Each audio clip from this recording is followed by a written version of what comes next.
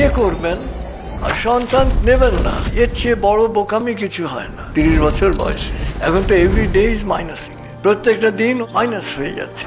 এবং এরপরে যখন সন্তান নেওয়ার চিন্তা করবে তখন সন্তান আসবে না, কারণ আপনি তো মাইন্ডে প্রোগ্রাম দিয়ে দিয়েছেন সন্তান চাই না, নো চাইল্ড মোডে চলে গেছে।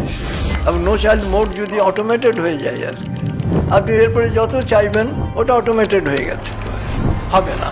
তারপরে ডেসপারেট হয়ে দেখা যাবে যে আপনি টেস্ট টিউব বেবি নিচ্ছেন, তখন আপনার এই হানিমুন মোডটা কোথায় থাকবে?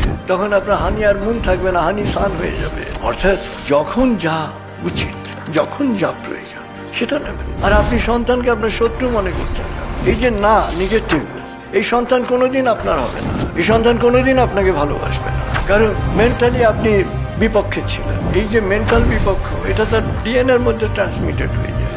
সে কোনোদিন তার মা বাবাকে আপন ভাবতে পারে না, সে মনে করে এই বাড়ির কেউ না, কারণ আপনি নিতে চান না। এই জন্য যারা বিয়ে করবেন, বিয়ে মানে লিভ টুগেদার না, বিয়ে মানে সংসার, বিয়ে মানে ফ্যামিলি।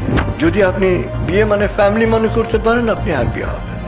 আর বিয়ে মানে যদি লিভ টুগেদার মনে করেন, উইল নেভার বি হ্যাপি, কারণ ফিজিক্যাল অ্যাট্রাকশন দুইজনের কয়দিন থাকবে, তারপর ইউ উইল ফিল বোর্ড। সন্তান হচ্ছে একটা সুন্দর বন্ধন, যদি কাঙ্ক্ষিত হয়। আপনি একটা মায়ার মধ্যে জড়িয়ে পড়বেন, যে মায়াটা আপনাকে সুস্থ করবে, ভালো রাখবে।